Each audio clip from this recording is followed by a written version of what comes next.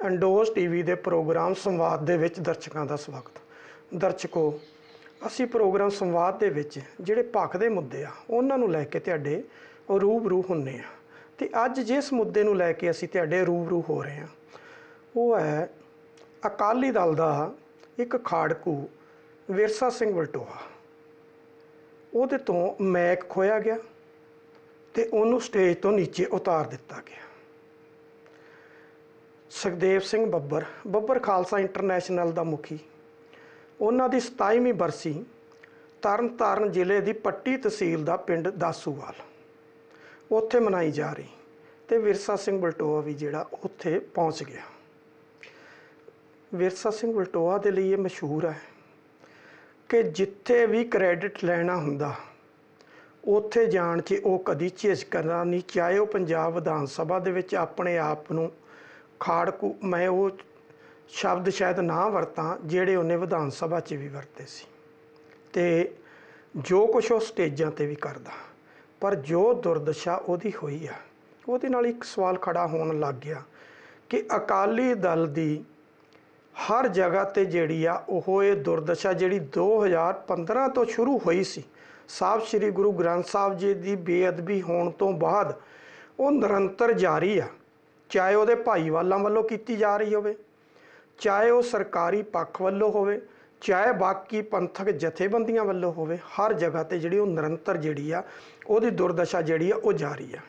ਹੁਣ ਸੁਖਦੇਵ ਸਿੰਘ ਬੱਬਰ operation blue star ਤੋਂ ਪਹਿਲਾਂ ਜਿਹੜੇ ਉਸ ਦੌਰ ਨੂੰ ਜਾਣਦੇ ਨੇ ਉਹਨਾਂ ਨੂੰ ਪਤਾ ਹੋਏਗਾ ਕਿ ਉਹ ਵੀ ਦਰਬਾਰ ਸਾਹਿਬ ਦੇ ਅੰਦਰ ਉਸ ਵੇਲੇ ਉੱਥੇ ਹੀ ਰਹਿੰਦੇ ਸਨ ਤੇ ਆਪਰੇਸ਼ਨ ਬਲੂ ਸਟਾਰ ਤੋਂ ਪਹਿਲਾਂ ਉੱਥੋਂ ਨਿਕਲਣ 'ਚ ਕਾਮਯਾਬ ਹੋ ਗਏ ਤੇ ਪਟਿਆਲੇ 'ਚ ਅਰਬਨ ਸਟੇਟ ਫੇਸ 1 ਦੇ ਵਿੱਚ ਉਹ ਇੱਕ ਜਸਮੇਰ ਸਿੰਘ ਠੇਕੇਦਾਰ ਦੇ ਨਾਮ ਦੇ ਉੱਤੇ ਲੰਬਾ ਸਮਾਂ ਜਿਹੜਾ ਉਹ ਵਿਚਰਦੇ ਰਹੇ ਤੇ ਪੁਲਿਸ ਨੂੰ ਜਿਹੜਾ ਪੂਰਾ ਤੰਤਰ ਸੀ ਉਹਨੂੰ ਕਿਤੇ ਭਿਣਕ ਨਹੀਂ ਪਈ। 1992 ਦੇ ਵਿੱਚ ਜਾ ਕੇ ਜਦੋਂ ਉਹਦੇ ਲਈ ਭਿਣਕ ਪਈ ਤਾਂ ਉਸ ਵੇਲੇ ਲੁਧਿਆਣੇ ਜ਼ਿਲ੍ਹੇ ਦੀ ਪੁਲਿਸ ਨੇ ਉਹਨੂੰ ਪਟਿਆਲੇ ਤੋਂ ਚੱਕਿਆ ਤੇ ਲੁਧਿਆਣੇ ਜਾ ਕੇ ਉਹਨਾਂ ਨੂੰ ਝੂਠੇ ਪੁਲਿਸ ਮੁਕਾਬਲਾ ਜਿਹੜਾ ਉਹਦੇ 'ਚ ਖਪਾ ਦਿੱਤਾ। ਕੱਲਾ ਉਹਨੂੰ ਨਹੀਂ, ਉਸ ਵੇਲੇ 2 ਜਰਨੈਲ ਹੋਰ ਜਿਨ੍ਹਾਂ 'ਚ BTF ਦਾ ਮੁਖੀ ਰਛਪਾਲ ਸਿੰਘ ਸੰਧੜਾ ਤੇ ਖਾਲਿਸਤਾਨ ਲਿਬਰੇਸ਼ਨ ਫੋਰਸ ਦਾ ਮੁਖੀ ਗੁਰਜੰਟ ਸਿੰਘ ਬੁੱਲ ਸਿੰਘ ਵਾਲਾ, ਤਿੰਨਾਂ ਨੂੰ ਉੱਥੇ ਲੁਧਿਆਣੇ ਜ਼ਿਲ੍ਹੇ ਦੇ ਵਿੱਚ ਖਪਾ ਦਿੱਤਾ ਗਿਆ। ਹੁਣ ਜਿੱਥੋਂ ਤੱਕ ਵਿਰਸਾ ਸਿੰਘ ਵਲਟੋਹਾ ਦੀ ਗੱਲ ਆ, Virsa Singh Valtoha operation blue star ਤੱਕ ਤਾਂ ਸਿੱਖ ਸਟੂਡੈਂਟ ਫੈਡਰੇਸ਼ਨ ਦਾ ਇੱਕ ਮੈਂਬਰ ਸੀ ਤੇ ਉਸ ਤੋਂ ਬਾਅਦ ਉਹ ਜੋਧਪੁਰ ਜੇਲ੍ਹ ਦੇ ਜਦੋਂ 5 ਸਾਲ ਕੱਟ ਕੇ ਆਇਆ ਤਾਂ ਉੱਥੋਂ ਵਾਪਸ ਆ ਕੇ ਉਹਨੇ ਬੱਬਰ ਖਾਲਸਾ ਦੇ ਨਾਲ ਮਿਲ ਕੇ ਬੱਬਰ ਸਿੱਖ ਸਟੂਡੈਂਟ ਫੈਡਰੇਸ਼ਨ ਜਿਹੜੀ ਉਹ ਤਿਆਰ ਕੀਤੀ ਤੇ ਜਿਹਦਾ ਉਹ ਜਨਰਲ ਸਕੱਤਰ ਵੀ ਬਣਿਆ ਤੇ ਕਾਫੀ ਦੇਰ ਉਹ ਇਸੇ ਤੇ ਜਥੇਬੰਦੀ ਦੇ ਵਿੱਚ ਵਿਚਰਦਾ ਰਿਹਾ। ਤਾਂ ਜਦੋਂ ਜਥੇਬੰਦੀ ਜਿਹੜੀ ਆ ਉਹ ਤਕਰੀਬਨ ਮੂਵਮੈਂਟ ਜਿਹੜੀ ਆ ਉਹ ਬਿਲਕੁਲ ਗਿਰਾਵਟ 'ਤੇ ਆ ਗਈ ਤਾਂ ਉਸ ਦੇ ਬਾਅਦ ਉਹ ਕੈਰੋਂ ਪਰਿਵਾਰ ਦੇ ਨਜ਼ਦੀਕ ਲੱਗ ਗਿਆ। ਕੈਰੋਂ ਪਰਿਵਾਰ ਜਿਹੜਾ ਬਾਦਲਾਂ ਦਾ ਰਿਸ਼ਤੇਦਾਰ ਸੀ ਉਹਦੇ ਨਜ਼ਦੀਕ ਲੱਗਿਆ।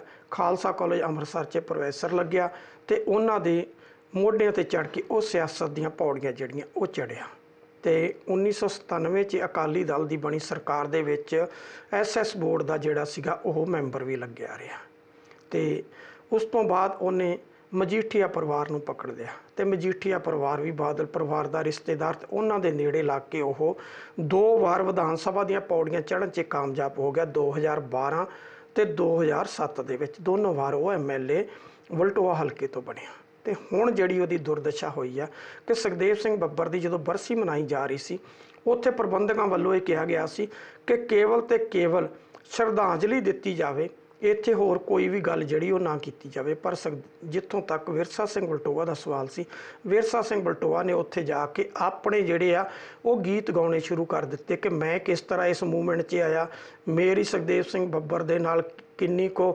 ਨਜ਼ਦੀਕੀ ਸੀ ਤੇ ਮੈਂ ਕਿਸ ਤਰ੍ਹਾਂ ਕੇਸਾਂ 'ਚ ਬਰੀ ਹੋਇਆ, ਮੇਰੇ ਤੇ ਕਿਹੜੇ ਕੇਸ ਆਏ, ਉਹ ਆਪਣੇ ਜਦੋਂ ਗਾਉਣ ਲੱਗ ਗਿਆ ਤਾਂ ਉੱਥੇ ਜਿਹੜੇ ਪ੍ਰਬੰਧਕ ਸੀ ਉਹਨਾਂ ਨੇ ਧੱਕੇ ਨਾਲ ਉਹਦੇ ਤੋਂ ਮੈਕ ਖੋਹ ਲਿਆ ਤੇ ਮੈਕ ਖੋਹ ਕੇ ਉਹਨੂੰ ਸਟੇਜ ਤੋਂ ਬੇਇੱਜ਼ਤ ਕਰਕੇ ਉਤਾਰਿਆ ਤਾਂ ਉਹ ਚੁੱਪ ਕਰਕੇ ਆਪਣੇ ਘਰ ਦਾ ਰਸਤਾ ਜਿਹੜਾ ਉਹ ਪਕੜ ਕੇ ਚੱਲਦਾ ਬਣਿਆ। ਹੁਣ ਸਵਾਲ ਇਹ ਆ ਕਿ ਇਹਨਾਂ ਦੇ ਨਾਲ ਹੀ ਮੈਂ ਪਹਿਲਾਂ ਗੱਲ ਕੀਤੀ ਕਿ 2015 ਤੋਂ ਲੈ ਕੇ ਇਹਨਾਂ ਨਾਲ ਵਾਰ-ਵਾਰ ਇਹ ਸਾਰਾ ਕੁਝ ਕਿਉਂ ਵਾਪਰ ਰਿਹਾ, ਕਿਉਂਕਿ ਇਹਨਾਂ ਨੇ ਕਦੀ ਵੀ ਮੁੱਦੇ ਦੀ ਰਾਜਨੀਤੀ ਜਿਹੜੀ ਉਹ ਨਹੀਂ ਕੀਤੀ। ਮੁੱਦਾਹੀਨ ਰਾਜਨੀਤੀ ਦੇ ਉੱਪਰ ਸਵਾਰ ਹੋ ਕੇ ਇਹਨਾਂ ਨੇ ਸਿਆਸਤ ਦੀਆਂ ਪੌੜੀਆਂ ਚੜ੍ਹੇ ਆ। ਚਾਹੇ ਉਹ ਇਹਨਾਂ 'ਚ ਰਜਿੰਦਰ ਸਿੰਘ ਮਹਿਤਾ ਹੋਵੇ, ਚਾਹੇ ਅਮਰਜੀਤ ਸਿੰਘ ਚਾਵਲਾ ਹੋਵੇ, ਤੇ ਚਾਹੇ ਵਿਰਸਾ ਸਿੰਘ ਵਲਟੋਆ ਹੋਵੇ।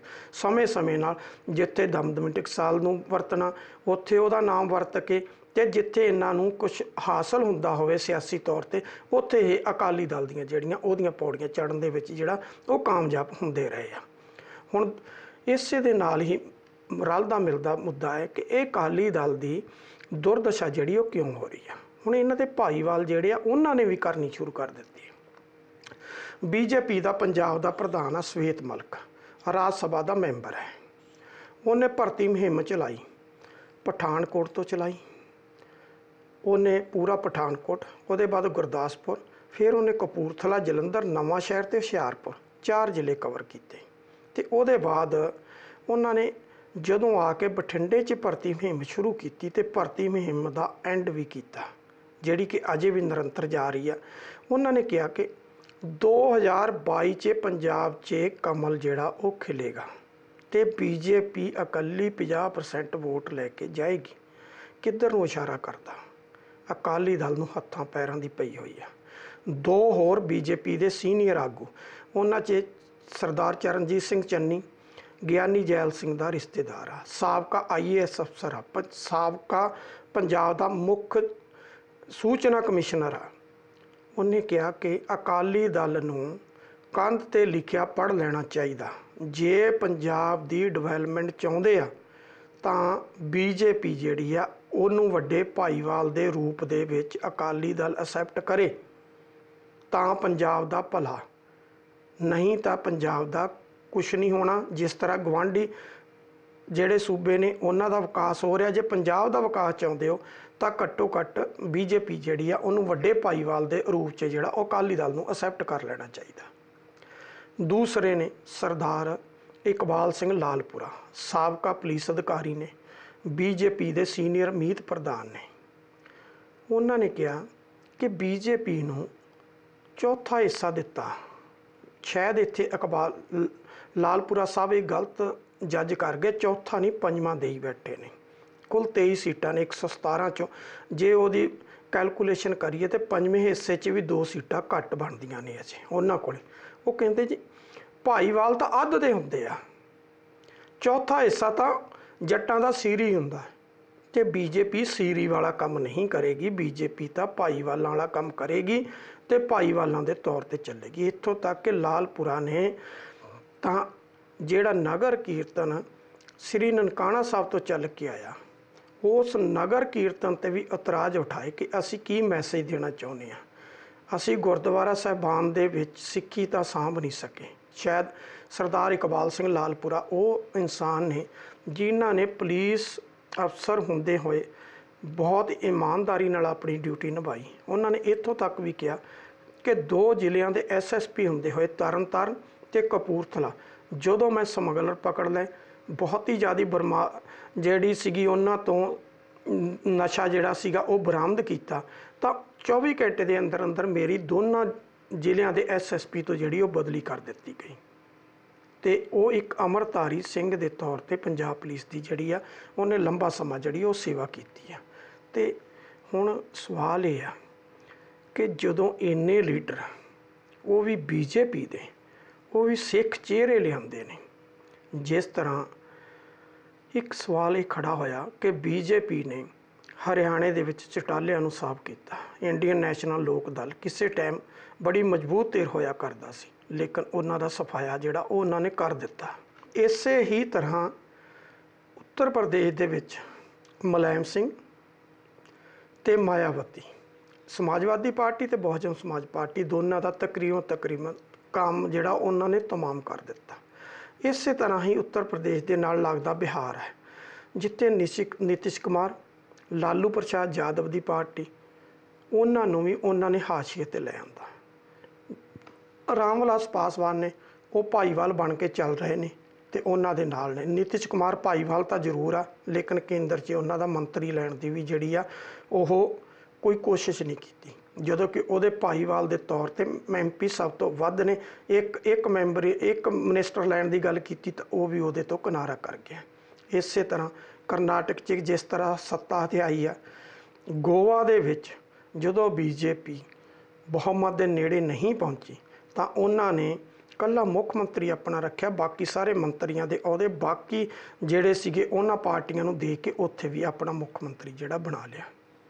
ਇਹੀ ਕੁਛ ਉਹਨਾਂ ਦੀ ਨਿਗਾਹ ਜਿਹੜੀ ਚੰਦਰ ਬਾਬੂ ਨਾਇਡੂ ਦੇ ਆਂਧਰਾ ਪ੍ਰਦੇਸ਼ ਤੇ ਵੀ ਆ, ਉਹਨਾਂ ਦੀ ਮਮਤਾ ਬੈਨਰਜੀ ਦੇ ਵੈਸਟ ਬੰਗਾਲ ਤੇ ਵੀ ਆ, ਤੇ ਜੋ ਕੁਛ ਉਹਨਾਂ ਨੇ ਜੰਮੂ ਕਸ਼ਮੀਰ ਦੇ ਵਿੱਚ ਕੀਤਾ ਧਾਰਾ 370 ਤੇ 35A ਨੂੰ ਖਤਮ ਕਰਕੇ, ਤਾਂ ਉਸੇ ਦਿਨ ਗੱਲ ਉੱਠ ਗਈ ਸੀ ਕਿ ਅਕਾਲੀ ਦਲ ਨੇ ਜਿਸ ਤਰ੍ਹਾਂ ਧਾਰਾ 370 ਤੇ 35A ਦਾ ਸਮਰਥਨ ਕੀਤਾ, ਆਉਣ ਵਾਲੀ ਵਾਰੀ ਜਿਹੜੀ ਉਹ ਪੰਜਾਬ ਦੀ ਆ। ਤੇ ਹੁਣ ਦਿਖ ਰਹੀ ਆ, ਅਸੀਂ ਵਾਰ-ਵਾਰ ਕਹਿ ਰਹੇ ਹਾਂ ਕਿ ਅਕਾਲੀ ਦਲ ਦੀ ਕਿਰਕਰੀ ਕਿਉਂ ਹੋ ਰਹੀ ਆ, ਅਕਾਲੀ ਦਲ ਨੂੰ ਧੱਕੇ ਕਿਉਂ ਪੈ ਰਹੇ ਸਟੇਜਾਂ ਤੋਂ। ਅਕਾਲੀ ਦਲ ਦੇ ਵਿਰੋਧੀ ਵੀ ਮਾਰ ਰਹੇ ਆ, ਅਕਾਲੀ ਦਲ ਦੇ ਭਾਈਵਾਲ ਵੀ ਮਾਰ ਰਹੇ ਆ, ਤੇ ਅਕਾਲੀ ਦਲ ਨੂੰ ਹੱਥਾਂ ਪੈਰਾਂ ਦੀ ਪੈ ਗਈ ਹੈ। BJP ਨੇ ਪੰਜਾਬ ਦੇ ਵਿੱਚ ਭਰਤੀ ਮੁਹਿੰਮ ਸ਼ੁਰੂ ਕੀਤੀ, ਅਕਾਲੀ ਦਲ ਨੇ ਵੀ ਕੀਤੀ ਹੋਈ ਹੈ, ਲੇਕਿਨ BJP ਨੇ ਪਹਿਲ ਕੀਤੀ ਕਿ ਜਿਹੜੇ ਹਲਕੇ ਅਕਾਲੀ ਦਲ ਦੇ ਕੋਲੇ ਸੀ, ਪਹਿਲਾਂ ਕਦੀ ਵੀ ਉਹਨਾਂ 'ਚ ਭਰਤੀ ਮੁਹਿੰਮ ਨਹੀਂ ਚੱਲੀ, ਪਹਿਲੀ ਵਾਰ ਇੱਕ ਲੰਬੀ ਹਲਕੇ 'ਚ ਚੱਲੀ। ਉੱਥੇ ਵਿਰੋਧ ਵੀ ਕੀਤਾ ਅਕਾਲੀ ਦਲ ਦੇ ਕੁਝ ਲੀਡਰਾਂ ਨੇ, ਲੇਕਿਨ ਭਰਤੀ ਮੁਹਿੰਮ ਜਿਹੜੀ ਉਹਨਾਂ ਦੀ ਨਿਰੰਤਰ ਚੱਲ ਰਹੀ ਹੈ। ਕਿਤੇ ਨਾ ਕਿਤੇ ਅਕਾਲੀ ਦਲ ਨੂੰ ਹਾਸ਼ੀਏ ਤੇ ਤੱਕਣ ਦੀ ਜਿਹੜੀ ਆ ਉਹ ਕਵਾਇਤ ਜਿਹੜੀ ਉਹ ਸ਼ੁਰੂ ਹੋ ਗਈ ਆ, ਜਿਹਨੂੰ ਕਿ ਸਮਾਂ ਰਹਿੰਦਿਆਂ ਅਕਾਲੀ ਦਲ ਜਿਹੜਾ ਉਹ ਸਮਝ ਨਹੀਂ ਸਕਿਆ। ਹੁਣ ਇਹਦੇ ਮੁਕਾਬਲੇ ਦੇ ਵਿੱਚ ਅਕਾਲੀ ਦਲ ਨੇ 2 ਦਿਨ ਪਹਿਲਾਂ ਜਿਹੜੇ 23 ਹਲਕੇ BJP ਨੂੰ ਦਿੱਤੇ ਹੋਏ ਨੇ 117 'ਚ, ਉਹਨਾਂ 23 ਦੇ 23 ਹਲਕਿਆਂ 'ਚ ਆਪਣੇ ਜਿਹੜੇ ਸੀਗੇ ਅਬਜ਼ਰਵਰ ਲਾਤੇ ਆ ਨਵੀਂ ਭਰਤੀ ਜਿਹੜੀ ਆ ਉਹ ਕਰਨ ਦੇ ਲਈ। ਉਹਨਾਂ 'ਚ ਜਨਮੇਜਾ ਸਿੰਘ ਸ਼ੇਖੋਂ ਨੂੰ ਲਾਇਆ ਗਿਆ, ਉਹਨਾਂ 'ਚ ਬੀਬੀ ਜਗੀਰ ਕੌਰ ਨੂੰ ਲਾਇਆ ਗਿਆ, ਉਹਨਾਂ 'ਚ ਤੋਤਾ ਸਿੰਘ ਨੂੰ ਲਾਇਆ ਗਿਆ, ਉਹਨਾਂ 'ਚ ਡਾਕਟਰ ਦਲਜੀਤ ਸਿੰਘ ਚੀਮਾ ਨੂੰ ਲਾਇਆ ਗਿਆ। ਹੁਣ ਕਿਤੇ ਨਾ ਕਿਤੇ ਜਿਹੜੀ ਅੰਦਰਲੀ ਖਿੱਚੋਤਾਣ ਆ, ਕਿਤੇ ਨਾ ਕਿਤੇ ਅਕਾਲੀ ਦਲ ਨੂੰ ਵੀ ਜਿਹੜਾ ਉਹ ਦਿਖਣ ਲੱਗ ਗਿਆ ਕਿ ਸਾਡੇ ਨਾਲ ਕੀ ਹੋ ਰਿਹਾ।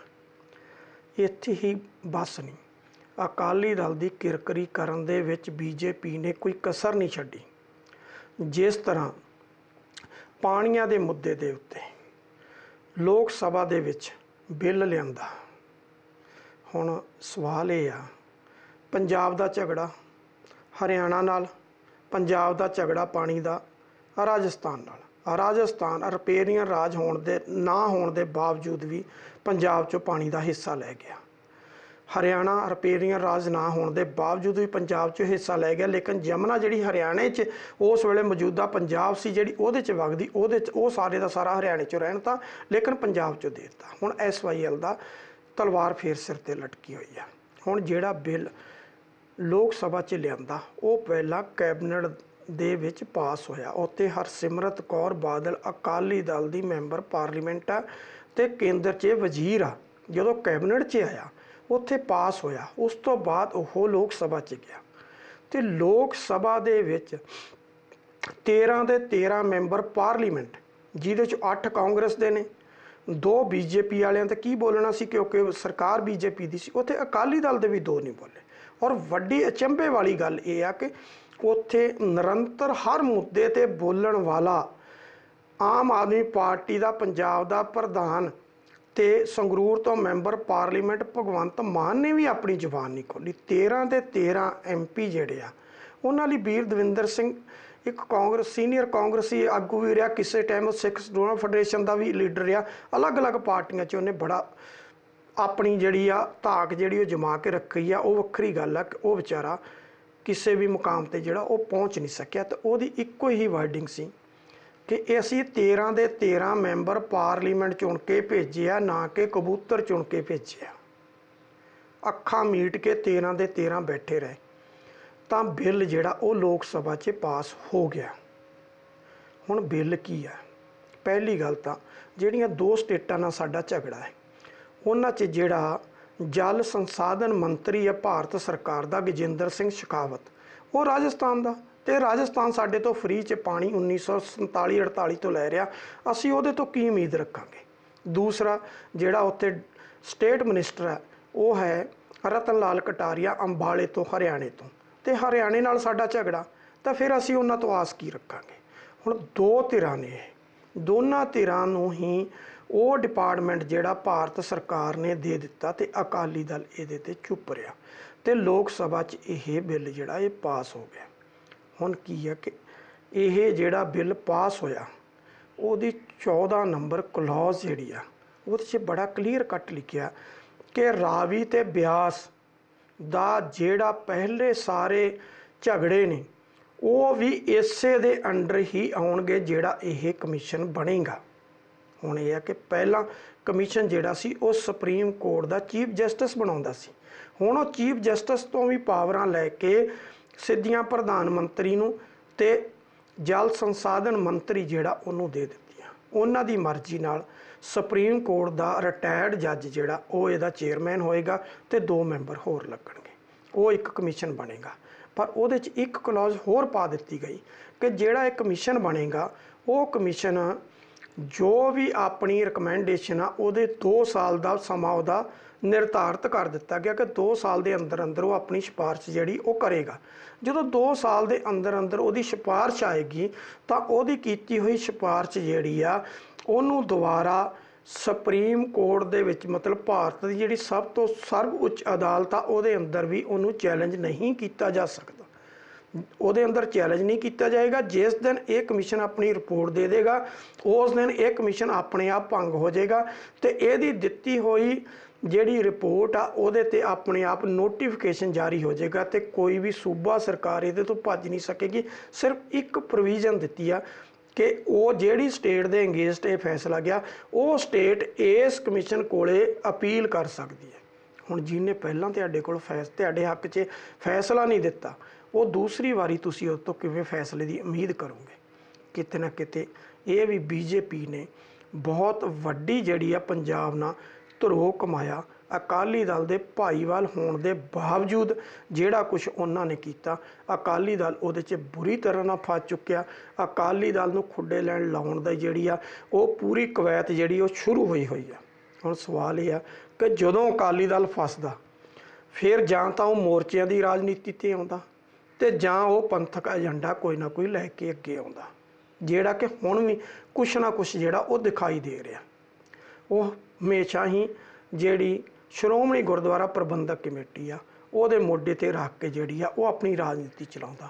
ਉਹ ਹੁਣ ਅਲੱਗ ਗੱਲ ਆ ਕਿ ਸ਼੍ਰੋਮਣੀ ਗੁਰਦੁਆਰਾ ਪ੍ਰਬੰਧਕ ਕਮੇਟੀ ਦੇ ਉੱਤੇ ਵੀ ਇਸੇ ਅਕਾਲੀ ਦਲ ਦਾ ਪੂਰਾ ਕਬਜ਼ਾ, ਦਿੱਲੀ ਗੁਰਦੁਆਰਾ ਮੈਨੇਜਮੈਂਟ ਕਮੇਟੀ ਦੇ ਉੱਤੇ ਵੀ ਤੇ ਪਟਨਾ ਸਾਹਿਬ ਜਿਹੜਾ ਬੋਰਡ ਬਣਿਆ ਉਹਦੇ ਉੱਪਰ ਵੀ ਇਹਨਾਂ ਦਾ ਹੀ ਆ। ਤਿੰਨਾਂ ਦੇ ਉੱਪਰ ਜਿਹੜਾ ਉਹ ਇਹਨਾਂ ਦਾ ਪੂਰੇ ਦਾ ਪੂਰਾ ਜਿਹੜਾ ਉਹ ਕਬਜ਼ਾ। ਹੁਣ ਸਵਾਲ ਇਹ ਖੜਾ ਹੁੰਦਾ ਕਿ ਤਿੰਨਾਂ ਜਗ੍ਹਾ ਤੇ ਤੁਹਾਡਾ ਕਬਜ਼ਾ ਹੈ, ਉਹਦੇ ਬਾਅਦ ਹੁਣ ਤੁਸੀਂ ਰਾਜਨੀਤੀ ਕੀ ਕਰੋਗੇ। ਰਾਜਨੀਤੀ ਸਿਰਫ ਇੱਕ ਕੀਤੀ ਆ ਕਿ ਨਨਕਾਣਾ ਸਾਹਿਬ ਤੋਂ ਨਗਰ ਕੀਰਤਨ ਲਿਆਂਦਾ। ਉਸ ਨਗਰ ਕੀਰਤਨ ਦੀ ਜਿਸ ਤਰ੍ਹਾਂ ਅਕਾਲੀ ਦਲ ਦੇ ਵੱਡੇ ਜਿਹੜੇ ਲੀਡਰ ਸੀ ਉਹਨਾਂ ਨੂੰ ਪਾਕਿਸਤਾਨ ਭੇਜਿਆ ਗਿਆ, ਜਿਹੜਾ 550 ਦਾ ਜਥਾ ਗਿਆ ਉਹਦੇ 'ਚ ਬਹੁਤਾਤ ਅਕਾਲੀ ਦਲ ਦੇ ਲੀਡਰਾਂ ਦੀ ਸੀ। ਸ਼੍ਰੋਮਣੀ ਕਮੇਟੀ ਦਾ ਅਧਿਕਾਰੀ ਤੇ ਜਿਹੜੇ ਅਹੁਦੇਦਾਰ ਸੀ ਉਹ ਘੱਟ ਸੀ, ਲੇਕਿਨ ਸ਼੍ਰੋਮਣੀ ਅਕਾਲੀ ਦਲ ਦੇ ਜ਼ਿਆਦਾ ਸੀ। ਕਿਤੇ ਨਾ ਕਿਤੇ ਪੰਥਕ ਏਜੰਡਾ ਜਿਹੜਾ ਉਹਦਾ ਮੈਸੇਜ ਦੇਣ ਦੀ ਜਿਹੜੀ ਆ ਉਹ ਕੋਸ਼ਿਸ਼ ਕੀਤੀ ਗਈ ਆ। ਹੁਣ ਇੱਥੇ ਨਹੀਂ ਗੱਲ ਰੁਕੀ। ਨਗਰ ਕੀਰਤਨ ਜਿਹੜਾ ਉਹ ਇੰਨਾ ਲੇਟ ਚੱਲ ਰਿਹਾ, ਜਿਹੜਾ ਮਿਥਿਆ ਸਮਾਂ ਸੀ 19 ਸਟੇਟਾਂ 'ਚ ਜਾਣਾ ਸੀ ਉਹ ਕਿਤੇ ਨਾ ਕਿਤੇ ਹਰ ਇੱਕ ਜਿਹੜਾ ਅਸੈਂਬਲੀ ਹਲਕਾ ਉੱਥੇ ਐਸਜੀਪੀਸੀ ਨੂੰ ਤਾਂ ਛੱਡੋ, ਜਿਹੜੇ ਅਕਾਲੀ ਦਲ ਦੇ ਲੋਕਲ ਲੀਡਰ ਨੇ ਉਹ ਇੱਕੋ ਗੱਲ ਹੀ ਪਏ ਹੋਏ ਆ ਕਿ ਇਹਦਾ ਜਿਹੜਾ ਰੂਟ ਪਲਾਨ ਆ ਉਹ ਸਾਡੇ ਹਲਕੇ ਦੇ ਵਿੱਚ ਦੀ ਲੰਘਣਾ ਚਾਹੁੰਦਾ। ਉਹ ਕਿਤੇ ਨਾ ਕਿਤੇ ਅਕਾਲੀ ਦਲ ਜਿਹੜਾ ਇਸ ਰਾਜਨੀਤੀ ਵੱਲ ਨੂੰ ਪਿਆ ਹੋਇਆ। ਹੁਣ ਰਹਿੰਦੇ ਸਮੇਂ ਜਿਹੜੀ ਹਾਲਾਤ ਬਣੀ ਆ, ਜੇ ਇਹਨਾਂ ਹਾਲਾਤਾਂ ਦੇ ਵਿੱਚ ਅਕਾਲੀ ਦਲ ਜਿਹੜਾ ਜੋ ਕੁਝ ਬੀਜੇਪੀ ਨੇ ਉਹਦੇ ਨਾਲ ਕੀਤਾ ਹੈ ਤੇ ਜੋ ਆਉਣ ਵਾਲੇ ਸਮੇਂ 'ਚ ਹੋ ਰਿਹਾ, ਜਿਸ ਤਰ੍ਹਾਂ ਬੀਜੇਪੀ ਦਾ ਇੱਕੋ ਹੀ ਏਜੰਡਾ ਕਿ 2024 ਦੇ ਵਿੱਚ ਇੱਕ ਨੇਸ਼ਨ ਤੇ ਇੱਕ ਇਲੈਕਸ਼ਨ ਜਿਹੜੀ ਉਹ ਹੋਣੀ ਚਾਹੀਦੀ ਆ। ਸ਼ਾਇਦ ਐਸੇ ਸਾਲ ਹੀ ਜਾਂ ਅਗਲੇ ਸਾਲ ਦੇ ਸ਼ੁਰੂ ਦੇ ਵਿੱਚ ਉਹ ਪਾਰਲੀਮੈਂਟ ਦੇ ਵਿੱਚ ਇੱਕ ਬਿੱਲ ਲੈ ਕੇ ਆ ਰਹੇ ਆ ਕਿ ਪਾਰਲੀਮੈਂਟ ਦੇ ਨਾਲ ਹੀ ਵਿਧਾਨ ਸਭਾ ਦੀਆਂ ਜਿਹੜੀਆਂ ਚੋਣਾਂ ਹੋਣ। ਜੇ ਇਹ ਹਾਲਾਤ ਬਣੇ ਤਾਂ 2022 'ਚ ਪੰਜਾਬ ਵਿਧਾਨ ਸਭਾ ਦੀ ਜਦੋਂ ਮਿਆਦ ਖਤਮ ਹੋ ਗਈ ਤਾਂ ਪੰਜਾਬ 'ਚ 2 ਸਾਲ ਜਿਹੜਾ ਉਹ ਰਾਸ਼ਟਰਪਤੀ ਰਾਜ ਲਾਉਣਗੇ। ਜਿਸ ਤਰ੍ਹਾਂ ਜੰਮੂ ਕਸ਼ਮੀਰ 'ਚ ਕੀਤਾ, ਚੁਣੀ ਹੋਈ ਅਸੈਂਬਲੀ ਜਿਹੜੀ ਆ ਉਹਨੂੰ ਸਸਪੈਂਡ ਰਹਿਣ ਦਿੱਤਾ। ਉੱਥੇ ਪਾਰਲੀਮੈਂਟ ਦੀ ਚੋਣ ਦੇ ਨਾਲ ਅਸੈਂਬਲੀ ਚੋਣ ਨਹੀਂ ਕਰਵਾਈ। ਜਦੋਂ ਅਸੈਂਬਲੀ ਚੋਣ ਨਹੀਂ ਕਰਵਾਈ ਤੇ ਪ੍ਰੈਜ਼ੀਡੈਂਟ ਦੇ ਅੰਡਰ ਗਵਰਨਰ ਕੋਲ ਸਾਰੀਆਂ ਪਾਵਰਾਂ ਰਹਿ ਗਈਆਂ ਤੇ ਗਵਰਨਰ ਬੀਜੇਪੀ ਦਾ ਲਾਇਆ ਸੀ। ਉਸੇ ਤਰ੍ਹਾਂ ਪੰਜਾਬ 'ਚ ਕਰਨਗੇ ਤੇ 2 ਸਾਲ ਫਿਰ ਉਹ ਆਪਣੀਆਂ ਮਨਮਾਨੀਆਂ ਕਰਨਗੇ ਤੇ ਮਨਮਾਨੀਆਂ ਕਰਨ ਤੋਂ ਬਾਅਦ ਜਿਸ ਤਰ੍ਹਾਂ ਉਹਨਾਂ ਨੇ ਮਹਾਰਾਸ਼ਟਰ ਦੇ ਵਿੱਚ ਸ਼ਿਵ ਸੈਨਾ ਜਿਹੜੀ ਸੀ ਉਹਨੂੰ ਖੁੱਡੇ ਲੈਣ ਲਾ ਕੇ ਕੱਲਿਆਂ ਨੇ ਆਪਣੀ ਉੱਥੇ ਸਰਕਾਰ ਬਣਾਈਆਂ ਤੇ ਸ਼ਿਵ ਸੈਨਾ ਦੀ ਪੁੱਛੀ ਨਹੀਂ। ਆਉਣ ਵਾਲੇ ਸਮੇਂ ਦੇ ਵਿੱਚ ਅਕਾਲੀ ਦਲ ਦੇ ਨਾਲ ਵੀ ਉਹੀ ਕੁਝ ਜਿਹੜਾ ਉਹ ਬੀਜੇਪੀ ਕਰਨ ਜਾ ਰਹੀ ਆ, ਜਿਹੜਾ ਕਿ ਸਪਸ਼ਟ ਦਿਖਾਈ ਦੇ ਰਿਹਾ। ਉਹ ਅੱਜ ਹੋ ਜਾਏ, 6 ਮਹੀਨੇ ਨੂੰ ਹੋ ਜਾਏ, ਸਾਲ ਨੂੰ ਹੋ ਜਾਏ, ਲੇਕਿਨ ਅਕਾਲੀ ਦਲ ਨਾਲ ਹੋਣ ਜਾ ਰਿਹਾ। ਹੁਣ ਸਵਾਲ ਇਹ ਆ, ਜੇਕਰ ਅਕਾਲੀ ਦਲ ਇੱਕ ਦੇ ਬਾਅਦ ਇੱਕ ਗਲਤੀਆਂ ਨਾ ਕਰਦਾ, ਹੁਣ ਗੁਰੂ ਸਾਹਿਬ ਸ੍ਰੀ ਗੁਰੂ ਗ੍ਰੰਥ ਸਾਹਿਬ ਜੀ ਦੀ ਬੇਅਦਬੀ ਦਾ ਮਸਲਾ, ਉਹਦੇ ਤੇ ਬੀਜੇਪੀ ਦੇ ਸਿੱਖ ਚਿਹਰੇ ਜਿਹੜੇ ਪੰਜਾਬ 'ਚ ਨੇ, ਜਿਹੜੇ ਮੈਂ 2 ਚਿਹਰਿਆਂ ਦੀ ਗੱਲ ਕੀਤੀ, ਉਹਨਾਂ 'ਚ ਸਰਦਾਰ ਇਕਬਾਲ ਸਿੰਘ ਲਾਲਪੁਰਾ ਸੀਨੀਅਰ ਪੁਲਿਸ ਅਧਿਕਾਰੀ ਰਹੇ ਨੇ। ਉਹ ਕਹਿੰਦੇ ਗਲਤੀਆਂ ਤੇ ਇਹਨਾਂ ਨੇ ਕੀਤੀਆਂ, ਇਹਨਾਂ ਨੇ ਦੋਸ਼ੀ ਕਿਉਂ ਨਹੀਂ ਫੜੇ, ਸਰਕਾਰ ਤੇ ਇਹਨਾਂ ਦੀ ਸੀ। ਇਹੀ ਕੁਝ ਸਰਦਾਰ ਚਰਨਜੀਤ ਸਿੰਘ ਚੰਨੀ ਸੀਨੀਅਰ IAS ਅਫਸਰ ਰਹੇ ਨੇ, ਸਾਬਕਾ ਅਧਿਕਾਰੀ ਨੇ, ਸਾਬਕਾ ਮੁੱਖ ਸੂਚਨਾ ਕਮਿਸ਼ਨ ਨੇ, ਉਹਨਾਂ ਦੀ ਵੀ ਇਹੀ ਵਰਡਿੰਗ ਆ ਕਿ ਇਹਨਾਂ ਦੀਆਂ ਗਲਤੀਆਂ ਨੇ, ਇਹਨਾਂ ਨੇ ਜਦੋਂ ਦੋਸ਼ੀ ਨਹੀਂ ਫੜੇ ਤੇ ਇਹਨਾਂ ਨੂੰ ਭੁਗਤਣਾ ਪੈਣਾ। ਹੁਣ ਸਵਾਲ ਇਹ ਆ ਕਿ ਜਿਸ ਤਰ੍ਹਾਂ CBI ਤੋਂ ਸਾਹਿਬ ਸ੍ਰੀ ਗੁਰੂ ਗ੍ਰੰਥ ਸਾਹਿਬ ਜੀ ਦੇ ਬੇਅਦਬੀ ਵਾਲੇ 3 ਕੇਸਾਂ ਦੇ ਵਿੱਚ ਜਿਹੜੇ ਕਿ ਬਾਈਬਲ ਕਲਾਂ ਤੇ ਨਾ ਜਿਹੜੇ ਕਿ ਬੁਰਜਵਾਰ ਸਿੰਘ ਵਾਲਾ ਤੇ ਬਰਗਾੜੀ ਨਾਲ ਸੰਬੰਧਿਤ ਨੇ, ਉਹਨਾਂ ਦੇ ਵਿੱਚ ਜਿਸ ਤਰ੍ਹਾਂ ਕਲੋਜ਼ਰ ਰਿਪੋਰਟ ਜਿਹੜੀ ਉਹ ਪੇਸ਼ ਕੀਤੀ ਗਈ ਆ, ਅਨਟਰੇਸ ਰਿਪੋਰਟ ਜਿਹੜੀ ਉਹ ਕਰ ਦਿੱਤੀ ਗਈ, ਉਹਦੇ ਵਿੱਚ ਬੀਜੇਪੀ ਆਪਣੇ ਆਪ ਨੂੰ ਪਾਕ ਸਾਫ਼ ਹੋ ਕੇ ਨਿਕਲਣ ਦੀ ਕੋਸ਼ਿਸ਼ ਕਰ ਰਹੀ ਆ, ਲੇਕਿਨ ਅਕਾਲੀ ਦਲ ਨੂੰ ਕਟਹਿਰੇ 'ਚ ਖੜਾ ਕਰਤਾ।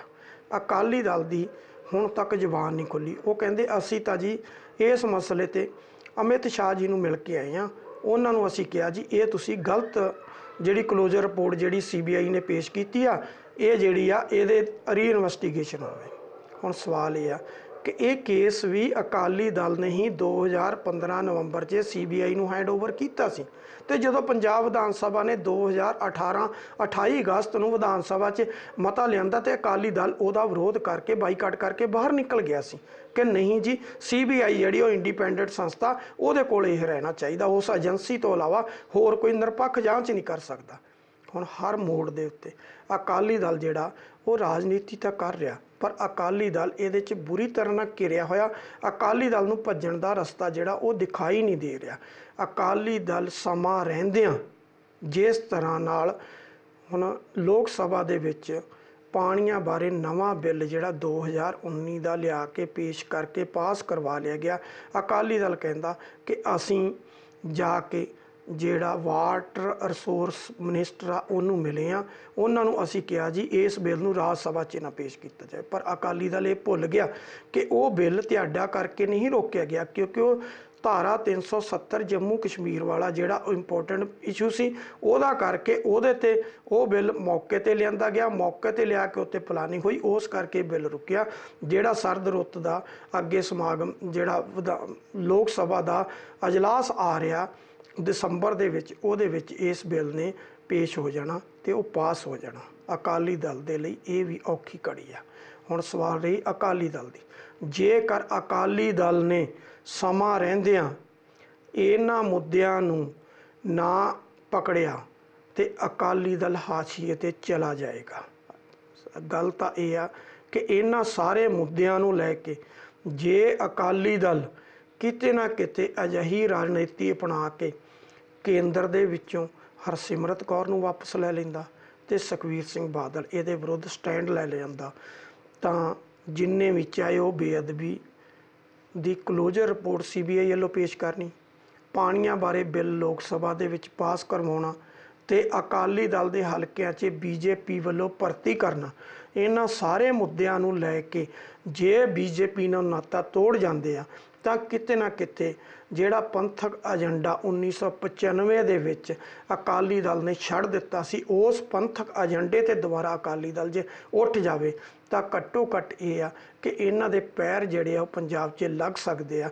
ਲੇਕਿਨ ਜੇਕਰ ਇਹਨਾਂ ਪੰਥਕ ਏਜੰਡਿਆਂ ਨੂੰ ਨਾ ਪਕੜਿਆ ਤੇ ਜਿਸ ਤਰੀਕੇ ਦੇ ਨਾਲ ਬੀਜੇਪੀ ਪੰਜਾਬ ਦੇ ਮਗਰ ਪਈ ਹੋਈ ਆ, ਜਿਸ ਤਰ੍ਹਾਂ ਆਰਐਸਐਸ ਘਰ ਘਰ ਫਿਰ ਰਹੀ ਆ, ਜਿਸ ਤਰ੍ਹਾਂ ਰਾਸ਼ਟਰੀ ਸਿੱਖ ਸੰਗਤ ਜਿਹੜੀ ਆ ਉਹਦੇ ਵਿੱਚ ਸਿੱਖਾਂ ਦੀ ਗਿਣਤੀ ਵੱਧ ਰਹੀ ਆ, ਰਾਸ਼ਟਰੀ ਸੇਵਕ ਸੰਘ ਦੇ ਵਿੱਚ ਜਿਹੜੇ ਵੱਡੇ ਵੱਡੇ ਬੁੱਧੀਜੀਵੀ ਨੇ ਉਹ ਜਾ ਕੇ ਬੈਠ ਰਹੇ ਆ, ਜਿਸ ਤਰੀਕੇ ਦੇ ਨਾਲ ਉਹਨਾਂ ਨੇ ਘਰ ਘਰ ਤੱਕ ਪਹੁੰਚਣ ਦੀ ਜਿਹੜੀ ਰਣਨੀਤੀ ਅਪਣਾਈ ਹੋਈ ਹੈ, ਜੇ ਇਹੀ ਕੁਝ ਚੱਲਿਆ ਤਾਂ ਫਿਰ ਅਕਾਲੀ ਦਲ ਦੀ ਜੋ ਕਿਰਕਰੀ ਮੈਂ ਸਟਾਰਟਿੰਗ 'ਚ ਕਿਹਾ ਸੀ ਕਿ ਹਰ ਮੋੜ ਤੇ ਹਰ ਚੌਂਕ ਦੇ ਵਿੱਚ ਅਕਾਲੀ ਦਲ ਦੀ ਜਿਹੜੀ ਉਹ ਕਿਰਕਰੀ ਹੋ ਰਹੀ ਆ।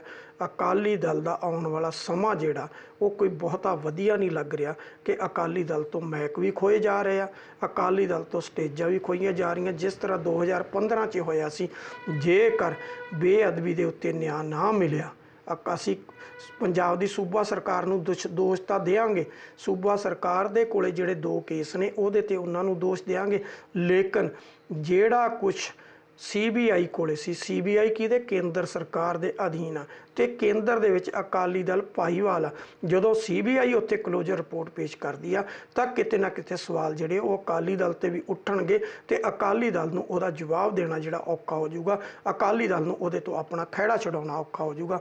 ਇਸ ਕਰਕੇ ਅਕਾਲੀ ਦਲ ਨੂੰ ਸਮਾਂ ਰਹਿੰਦਿਆਂ ਇਹ ਤੇ ਤੋਂ BJP ਤੋਂ ਕਿਨਾਰਾ ਕਰ ਲੈਣਾ ਚਾਹੀਦਾ, ਜਿਸ ਤਰ੍ਹਾਂ ਨਿਤਿਸ਼ ਕੁਮਾਰ ਨੇ ਕੀਤਾ।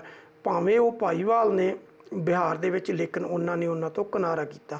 ਮਮਤਾ ਬੈਨਰਜੀ ਚਾਹੇ ਉਹਨੂੰ ਹਰ ਰੋਜ਼ ਕੋਈ ਨਾ ਕੋਈ ਸੈਟਬੈਕ ਲੱਗ ਰਹੀ ਆ, ਉਹਦੇ ਮੈਂਬਰ ਪਾਰਲੀਮੈਂਟ ਭੱਜ ਰਹੇ ਨੇ, ਉਹਦੇ MLA ਭੱਜ ਰਹੇ ਨੇ, ਉਹਦੇ ਮਿਊਨਿਸਪਲ ਕੌਂਸਲਰ ਭੱਜ ਰਹੇ ਨੇ, ਲੇਕਿਨ ਫਿਰ ਵੀ ਮਮਤਾ ਬੈਨਰਜੀ ਇਕੱਲੀ ਪੂਰੀ BJP ਦੇ ਵਿਰੁੱਧ ਤਕੜੀ ਹੋ ਕੇ ਲੜ ਰਹੀ ਆ। ਜੇ ਕੁਛ ਇਹ ਨਾ ਹੋਇਆ ਤਾਂ ਜੋ ਹਸ਼ਰ ਜੰਮੂ ਕਸ਼ਮੀਰ ਦਾ ਕੀਤਾ ਗਿਆ BJP ਵੱਲੋਂ, ਉਹੀ ਕੁਛ ਇੱਕ ਦਿਨ ਪੰਜਾਬ ਦਾ ਹੋਏਗਾ ਤੇ ਅਕਾਲੀ ਦਲ ਇਹਨਾਂ ਦੋਸ਼ਾਂ ਤੋਂ ਭੱਜ ਨਹੀਂ ਸਕੇਗਾ ਕਿ ਅਕਾਲੀ ਦਲ ਦੀ ਕੋਈ ਗਲਤੀ ਨਹੀਂ ਆ। ਅਕਾਲੀ ਦਲ ਨੇ 1967 ਦੇ ਵਿੱਚ ਜਨਸੰਘ ਨਾਲ ਸਮਝੌਤਾ ਕੀਤਾ, 1977 'ਚ ਵੀ ਜਨਸੰਘ ਨਾਲ ਰਲ ਕੇ ਇਲੈਕਸ਼ਨਾਂ ਲੜੀਆਂ ਤੇ 1997 ਤੋਂ ਹੁਣ ਤੱਕ ਨਿਰੰਤਰ ਜਿਹੜੀ ਆ ਉਹ BJP ਨਾਲ ਉਹਨਾਂ ਦੀ ਭਾਈਵਾਲੀ ਜਿਹੜੀ ਉਹ ਦਿਖ ਰਹੀ ਆ। ਪਰ ਜਿਸ ਤਰ੍ਹਾਂ BJP ਹੁਣ ਆਪਣੇ ਆਪ ਨੂੰ ਇਹ ਸ਼ੋਅ ਕਰਦੀ ਹੈ ਕਿ ਅਸੀਂ ਸੀਰੀ ਨਹੀਂ, ਅਸੀਂ ਬਰਾਬਰ ਦੇ ਭਾਈਵਾਲ ਆ, ਤੇ ਕਿਤੇ ਨਾ ਕਿਤੇ ਅਕਾਲੀ ਦਲ ਨੂੰ ਜਿਹੜਾ ਉਹਨਾਂ ਨੇ ਮੈਸੇਜ ਦੇ ਦਿੱਤਾ ਕਿ ਭਾਈ ਹੁਣ ਪਾਸੇ ਹੋ ਜਾਓ, ਰਸਤਾ ਛੱਡ ਦਿਓ, ਅਸੀਂ ਆ ਗਏ ਹਾਂ, ਹੁਣ ਅਸੀਂ ਸਾਰਾ ਕੁਝ ਸਾਂਭਣਾ। ਜੇ ਕੁਝ ਇਹੀ ਰਿਹਾ ਤਾਂ ਫਿਰ ਅਕਾਲੀ ਦਲ ਦੇ ਲਈ ਵੀ ਕੋਈ ਇਹ ਵਧੀਆ ਖਬਰ ਨਹੀਂ। ਅਕਾਲੀ ਦਲ ਨੂੰ ਕਟਹਿਰੇ 'ਚ ਖੜਨਾ ਪਏਗਾ। ਇਤਿਹਾਸ ਜਿਹੜਾ ਲਿਖਿਆ ਜਾਏਗਾ ਅਕਾਲੀ ਦਲ ਨੂੰ, ਉਹਦੇ 'ਚ ਦੋਸ਼ੀ ਗਰਦਾਨਿਆ ਜਾਏਗਾ। ਅਕਾਲੀ ਦਲ ਨੂੰ ਆਪਣਾ ਆਪ ਦਾ ਜਿਹੜਾ ਖਹਿੜਾ ਛਡਾਉਣਾ ਜਿਹੜਾ ਉਹ ਔਖਾ ਹੋ ਜਾਏ। ਸੋ ਦਰਸ਼ਕੋ, ਅੱਜ ਲਈ ਇੰਨਾ ਹੀ। ਅਗਲੀ ਵਾਰ ਕਿਸੇ ਹੋਰ ਮੁੱਦੇ ਨੂੰ ਲੈ ਕੇ ਫਿਰ ਤੁਹਾਡੇ ਰੂਬਰੂ ਹੋਵਾਂਗੇ। ਹੁਣ ਮੈਨੂੰ ਦਿਓ ਇਜਾਜ਼ਤ। ਸਤਿ ਸ਼੍ਰੀ ਅਕਾਲ।